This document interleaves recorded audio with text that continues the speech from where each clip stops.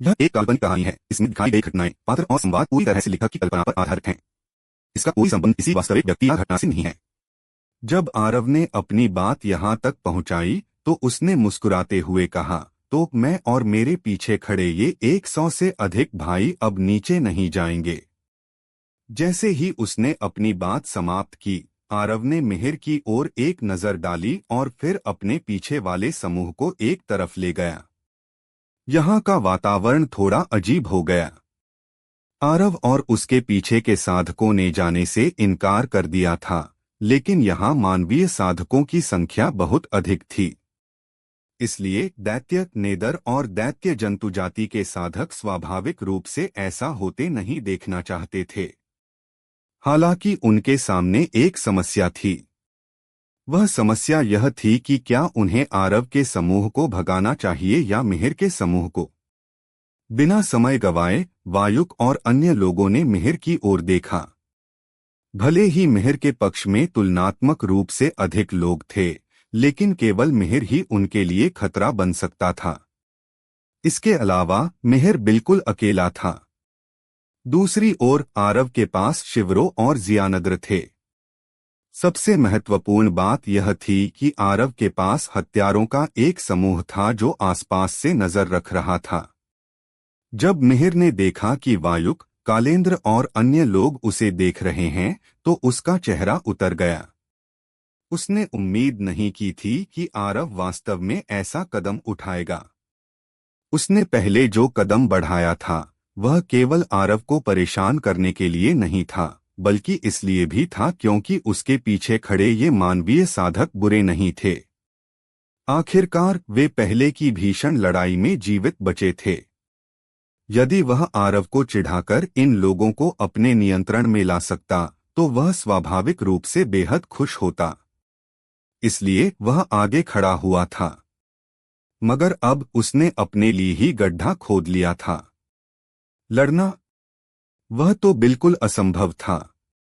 वह इन मानवीय साधकों के लिए जो उसके पीछे खड़े थे, तीनों जातियों के खिलाफ अपनी जान जोखिम में डालकर कभी नहीं लड़ता। उसका जीवन कहीं अधिक कीमती था। चूंकि वह उनसे लड़ नहीं सकता था, तो अब केवल एक ही रास्ता बचा था। हालांकि ठीक इसी समय तुषारिका अचानक मिहिर के पास पहुंची। तुषारिका ने वायुक और कालेंद्र पर नजर डालने से पहले आरव को देखा। अंत में उसने मिहिर की ओर देखा और कहा, चलो एक गठबंधन बनाते हैं। मिहिर यह सुनकर प्रसन्न हुआ और उसने कहा, बिल्कुल। वह अकेले वायुक, कालेंद्र और अन्य लोगों से लड़ने को तैयार नहीं था। लेकिन अगर तलवार सम्राट भी उसके साथ शामिल हो जाए तो बात अलग थी। दूसरे शब्दों में, इस समय उसके समूह की शक्ति यहाँ मौजूद किसी भी अन्य समूह से कम नहीं थी। यकीनन वायुक और कालेंद्र के चेहरे के भाव गंभीर हो गए। यदि केवल मिहिर होता, तो उसके पीछे खड़े सभी मानवीय साधकों को नष्ट करना कठिन नहीं था। लेकिन अगर तुषारिका भी इसमें शामिल थी, तो यह इतना सरल नहीं रह गया था। यह सब भूल जाओ। इसी बीच आरव की बर्फीली ठंडी आवाज गूंजी और फिर बैंगनी तलवार इंटेंट की एक धारा बिजली की तरह तेजी से तुषारिका की ओर बढ़ी। मूल रूप से आरव का इरादा अभी उस पर हमला करने का नहीं था, लेकिन उसके पास कोई विकल्प नहीं था क्योंकि वह उसके अहंकारी व्यवहार से वास्तव में चिढ़ गया था। चूंकि वह चिढ़ा हुआ था, तो उसे मार देना ही बेहतर था। वैसे भी वह उसे मारने ही वाला था, तो इसे जल्दी करना ही बेहतर था। जब तुषारिका ने तलवार इंटेंट की इस धारा को अपनी ओर आते देखा, तो उसकी आंखों में तिरस्कार की एक झलक कौंधी। मेरे सामने तलवार इंटेंट का उपयोग कर रहे हो? क्या इस साथी की बुद्धि कम होती जा रही है? हालांकि ठीक इसी क्षण तुषारिका की पुतलियां अचानक सिकुड़ गईं क्योंकि आरव, जो मूल रूप से दूर खड़ा था, वास्तव में अपनी जगह से गायब हो गया था और वह प्रकाश की एक काली किरण में बदल गया जो उसकी ओर विस्फोटक रूप से बढ़ी। वह इतना तेज था कि उसने तुरंत उस तलवार इंटेंट की धारा को पीछे छोड़ दिया और फिर अचानक एक तलवार की चमकती हुई नोक उसके गले तक पहुंच गई। तुषारिका स्तब्ध रह गई। उसकी गति इतनी तीव्र कब हो गई? वह इतनी तेज थी कि तुषारिका, जिसने वाइंड इंटेंट को समझा था, वह भी उसकी गतिविधियों को स्पष्ट रूप से देखने में असमर्थ होने की कगार पर थी। भले ही वह चौंक गई थी, लेकिन तुषारिका की प्रतिक्रिया बिल्कुल भी धीमी नहीं थी। उसके दाहिने पैर का पंजा जमीन पर घूमा और फिर उसके पैर के नीचे से अचानक एक हरा भंवर प्रकट हुआ। उसके बाद तुषारिका ने अपने पीछे बाद की छवियों की एक कतार छोड़ी और वह तेजी से 30 मीटर दूर प्रकट हुई। जिस स्थान पर कुछ क्षण पहले तुषारिका खड़ी थी, आरव ने अपनी हथेली घुमाई और उसके हाथ में मौजूद ड्रैगन बोन तलवार ने छवियों की एक कतार छोड़ते हुए उसे तुषारिका की ओर इंगित किया। उसने कहा, यह है तथाकथित तलवार सम्राट। यदि अतीत के तलवार सम्राटों को पता चले कि इस युग का तलवार सम्राट वास्तव में कचरे का ऐसा टुकड़ा है, तो मुझे आश्चर्य है कि क्या वे अपनी कब्रों से उठने तक अपमानित महसूस करेंगे। यह सुनकर तुषारिका की आंखों में हत्या की इच्छा चमकने लगी। हालांकि आरव पहले ही उसकी ओर फिर से तेजी से बढ़ चुका था। चूंकि तुम मरना चाहते हो, तो मैं तुम्हारी इच्छा पूरी करूंगी, तुषारिका एक कठोर आवाज में चिल्लाई और उसका गोरा हाथ थोड़ा हिला। प्राचीन म्यान उसके सामने तैरने लगा और फिर उसकी नोक सीधे आरव की ओर हो गई। अगले ही पल तुषारिका फिर से चिल्लाई, तात्कालिक मृत्यु तलवार। जैसे ही उसने बोलना समाप्त किया, प्राचीन म्यान प्रकाश की एक किरण में बदल गई जो बिजली की तरह आरव की ओर बढ़ी। यह इतनी तेज थी कि वायुक और कालेंद्र के चेहरे के भाव बदल गए और यहाँ तक कि लाव्य ने भी आश्चर्य प्रकट किया। प्राचीन म्यान ने तुरंत आरव के पेट पर प्रहार किया और उसके शरीर में तेजी से घुसने से पहले आसानी से उसकी त्वचा को भेद दिया। जब तुषारिका ने इस दृश्य को देखा, तो उसके चेहरे पर खुशी की एक लहर दौड़ने से नहीं रुक सकी।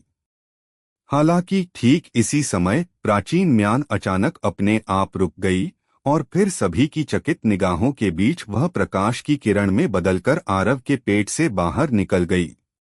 उसके बाद वह एक स्त्री के रूप में परिवर्तित हो गई। प्राचीन म्यान की आत्मा ने विस्मय के साथ आरव को देखा और उसकी आंखें सदमे से भरी थीं। उसने कहा, तुम वास्तव में कौन हो?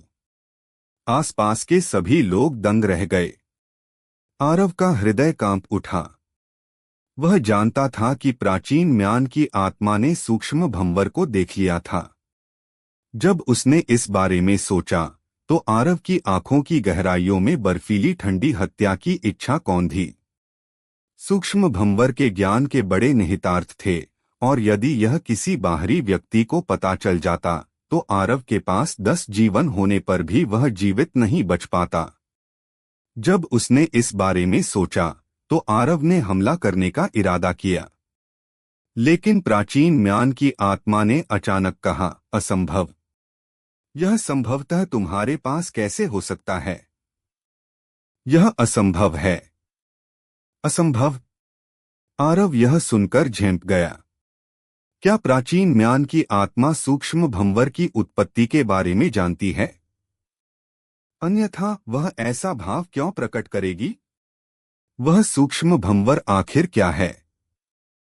हर रात की कहानी, हर दिन का धमाका, सिर्फ स्टोरी हंगामा पर।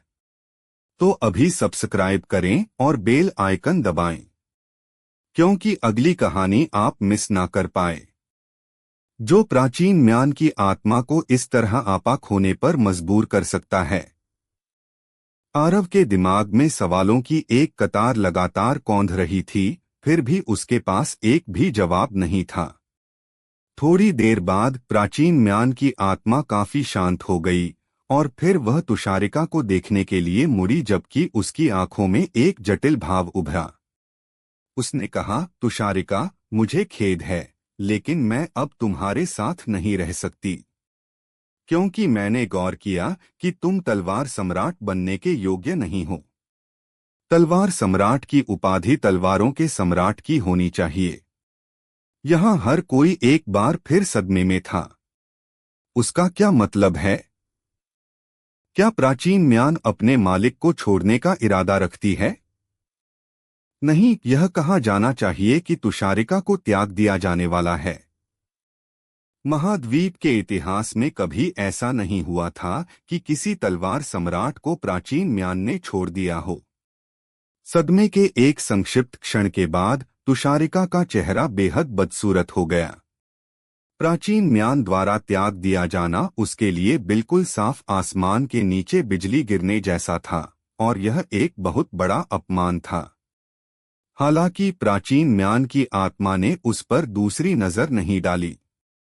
वह आरव की ओर मुड़ी और कहा, मुझे पता है कि तुम्हारे मन में मेरे प्रति थोड़ी खराब धारणा है, लेकिन यदि भविष्य में तुम्हारी साधना के पथ पर मेरा सहयोग रहा तो तुम निश्चित रूप से एक ऐसे अद्वितीय तलवार साधक बन पाओगे जो तलवार संप्रदाय के स्थापना पूर्वज से भी आगे निकल जाएगा।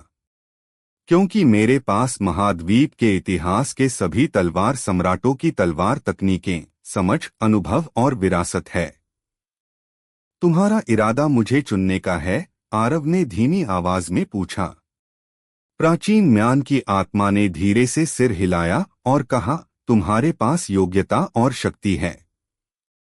तुम्हें मेरी शक्ति का उपयोग करने की आवश्यकता नहीं है, क्योंकि तलवार संप्रदाय के स्थापना पूर्वज ने भी कभी मेरी शक्ति का उपयोग नहीं किया था। वह मुझे अपने पास रहने देने के लिए केवल इसलिए तैयार थे क्योंकि मेरे पास पिछले सभी तलवार सम्राटों की तलवार तकनीकें और अनुभव थे। आरव ने तुरंत थोड़ा प्रलोभन महसूस किया क्योंकि उसके पास वास्तव में तलवार मार्ग और तलवार तकनीकों से संबंधित ज्ञान की कमी थी। यदि वह पिछले सभी तलवार सम्राटों की तलवार तकनीकें, समझ, अनुभव और विरासत प्राप्त करने में सक्षम हो जाता तो यह निश्चित रूप से उसके लिए बेहद फायदेमंद होता। हालांकि आरव थोड़ा चिंतित था। वह प्राचीन म्यान की आत्मा के कारण थोड़ा चिंतित था। तुमने मुझे क्यों चुना है? आरव ने धीमी आवाज में पूछा। इसकी वजह से, प्राचीन म्यान की आत्मा ने कहा, लेकिन यह पूरी तरह से इसकी वजह से भी नहीं है। आखिरकार तुम तलवार सम्राट बनने के लिए अधिक उपयुक्त हो, और मैंने उससे पहले तुमसे मिलने का अवसर खो दिया था। जब उसने यह सुना तो आरव ने एक गहरी सांस ली और कहा, चूंकि बात ऐसी है तो तुम्हारी जैसी इच्छा। वह वास्तव में पिछले तलवार सम्राटों की तलवार तकनीकों और विरासत को प्राप्त करने के अवसर को छोड़ना नहीं चाहता था। यह उसके लिए एक मौका था। तलवार मार्ग में तेजी से विशेषज्ञ बनने का यह उसके लिए एक शानदार अवसर था। वह वास्तव में इस अवसर को छोड़ना नहीं चाहता था, भले ही वह प्राचीन म्यान की आत्मा को थोड़ा नापसंद करता था। आरव की बात सुनकर प्राचीन म्यान की आत्मा प्रसन्न हुई और फिर वह प्राचीन म्यान में बदल गई और आरव के सामने तैरने लगी। जब वायुक, कालेंद्र और अन्य लोगों ने इस दृश्य को देखा तो उनके चेहरों के भाव बदसूरत हो गए। आरव की शक्ति पहले से ही दुर्जेय थी, और अब जब उसने प्राचीन म्यान प्राप्त कर ली थी और वह तलवार सम्राट बन गया था, तो यह निस्संदेह एक बाघ की तरह था जिसके पंख उग आए हों। अब उसे मारना उनके लिए और भी कठिन हो जाएगा। बेशक तुषारिका का चेहरा और भी बदसूरत था। प्राचीन म्यान ने उसे त्याग दिया था और यहाँ तक कि उसके कट्टर दुश्मन को चुन लिया था। वह इसे संभवतः कैसे स्वीकार कर सकती थी? एक उन्मत्त और क्रोधित गर्जना गूंजी और एक हरा भंवर तुरंत तुषारिका के चारों ओर छा गया। उसी समय लगभग 1000 हरी ऊर्जा तलवारें अचानक उसके चारों ओर प्रकट होकर तैरने लगीं। आरव, मैं तुम्हें मारे बिना कभी चैन से नहीं बैठूंगी, हरे भंवर के भीतर से एक हिंसक आवाज गूंजी। दोस्तों, स्टोरी को लाइक, शेयर व सब्सक्राइब कर दिया करो जिससे मुझे मोटिवेशन मिलता है। आरव के होठों के कोनों पर तिरस्कार की एक लकीर उभर आई। क्या यह उसका हताशा भरा आखिरी कदम है? आरव ने तुषारिका की ओर कोई ध्यान नहीं दिया। उसने अपनी हथेली भींची और उस प्राचीन म्यान को अपने हाथ में ले लिया। वह छूने में ठंडी महसूस हो रही थी। जब उसने ध्यान से देखा तो उसे म्यान पर बिजली की बोल्ट जैसी कुछ काली आकृतियां अंकित दिखाई दीं। इसके अलावा उस प्राचीन म्यान में कुछ भी विशेष नहीं था। जब तुषारिका ने देखा कि आरव उसकी उपेक्षा कर रहा है तो उसके चेहरे के भाव और भी भयानक हो गए। उसने अपने 8वें स्तर के तलवार इंटेंट को उसकी चरम सीमा तक पहुंचा दिया और अपनी 8वें स्तर की वाइंड इंटेंट के साथ भी ऐसा ही किया। दोनों की शक्ति ने उसके चारों ओर बने हरे भंवर को और भी तेज घुमाना शुरू कर दिया। अंत में उसने एक छोटा बवंडर बना लिया जिसके भीतर हजारों हरी तलवारें घूम रही थीं। दोनों शक्तियां पूरी तरह से एक हो चुकी थीं। आसपास मौजूद अनगिनत योद्धा इस दृश्य को देखकर स्तब्ध रह गए। भले ही प्राचीन म्यान ने तुषारिका का साथ छोड़ दिया था, लेकिन उसकी शक्ति को अभी भी कम नहीं आंका जा सकता था। इस हमले का सामना करना वहां मौजूद अधिकांश लोगों के बस की बात नहीं थी। आरव ने अपनी नजर तुषारिका पर टिकाई। उसकी शक्ति को देखते हुए आरव को यह स्वीकार करना पड़ा कि वह वास्तव में भयानक थी। हालांकि वह नहीं जानता था कि यह तकनीक किस रैंक की है, लेकिन इसकी मारक क्षमता किसी निम्न श्रेणी की दिव्य रैंक तकनीक से कम नहीं थी। लेकिन आरव क्यों डरेगा? आरव ने प्राचीन म्यान को हाथ में पकड़ा और उसके सूक्ष्म भंवर ने तेजी से घूमना शुरू कर दिया। पलक झपकते ही बैंगनी गूढ़ ऊर्जा की अनगिनत धाराएं उसकी मेरिडियंस से होकर प्राचीन म्यान में समा गईं। प्राचीन म्यान से चकाचौंध रोशनी फूटी और चारों ओर फैल गई। जमीन पर तुरंत अनगिनत महीन छेद हो गए। आरव ने अपने मन में आदेश दिया और नरक अग्नि प्रकट होकर म्यान के चारों ओर लिपट गई, जिससे वहां का तापमान अचानक बहुत बढ़ गया। कालेंद्र और वायुक के चेहरे पर भारी भाव आ गए।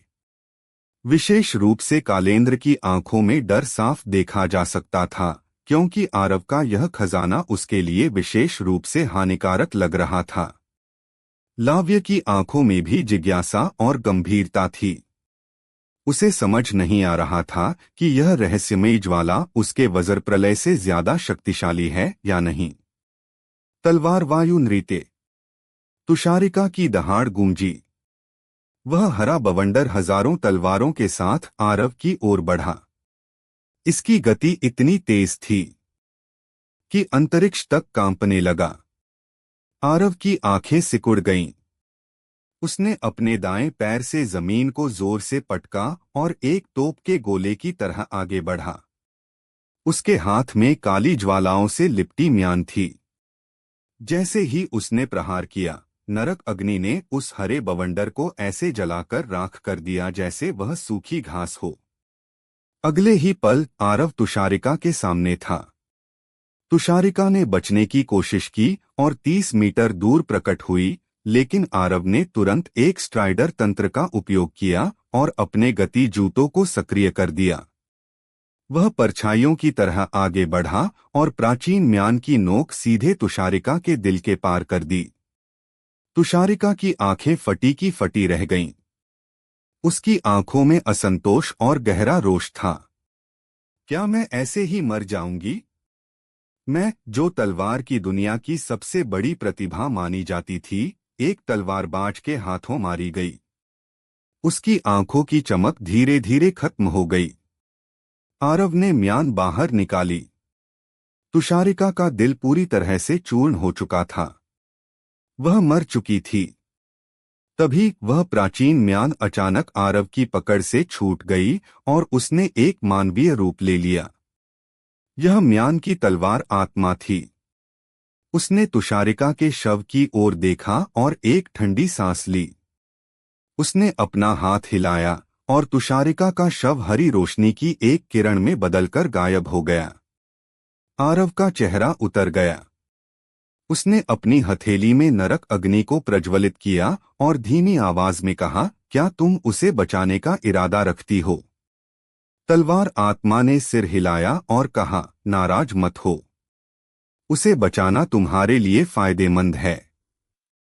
वैसे भी अब मैं भी उसे जीवित नहीं कर सकती। आरव की आंखों में हत्या की मंशा चमक उठी।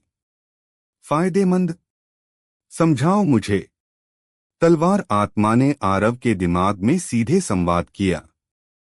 सातवें तलवार सम्राट को एक प्राचीन खंडहर में कठपुतली तकनीक मिली थी। उन्होंने इसे और बेहतर बनाया और आत्मा कठपुतली तकनीक विकसित की। यह मरने के तुरंत बाद आत्मा पर नियंत्रण पाने की कला है। यह कठपुतली सिर्फ एक मशीन नहीं होगी, बल्कि उसके पास जीवित रहते समय की सभी यादें, युद्ध का अनुभव और क्षमताएं होंगी। और सबसे बड़ी बात, यह कठपुतली अपनी शक्ति को लगातार बढ़ा सकेगी। तो क्या वह जीवित होगी या मृत? आरव ने पूछा। मृत, तलवार आत्मा ने जवाब दिया। आरव का तनाव थोड़ा कम हुआ। आत्मा ने आगे कहा, वह तुम्हारी तलवार सेवक बन जाएगी। 8वें स्तर की तलवार इंटेंट और वाइंड इंटेंट वाली एक राजा स्तर की सेवक तुम्हारे लिए बहुत मददगार होगी। आरव को लालच तो हुआ, लेकिन उसे डर भी था। क्या तुम गारंटी दे सकती हो कि वह मुझ पर हमला नहीं करेगी? नहीं, तलवार आत्मा ने सीधा जवाब दिया। आरव के चेहरे पर शिकन आई। तलवार आत्मा ने एक शर्त रखी, यदि भविष्य में तुम्हारे पास क्षमता हो तो उसे फिर से जीवित कर देना। तब तक वह तुम्हारी सेवा करेगी। आरव ने ठंडे स्वर में कहा, यह बात की बात है। अगर मुझे जरा भी शक हुआ तो मैं उसे अभी इसी वक्त राख कर दूंगा। आरव को मोलभाव करना पसंद नहीं था, चाहे वह प्राचीन म्यान की आत्मा ही क्यों न हो। अब क्या होने वाला है, आगे सुनते रहिए सर्वशक्तिमान हमारे चैनल स्टोरी हंगामा पर।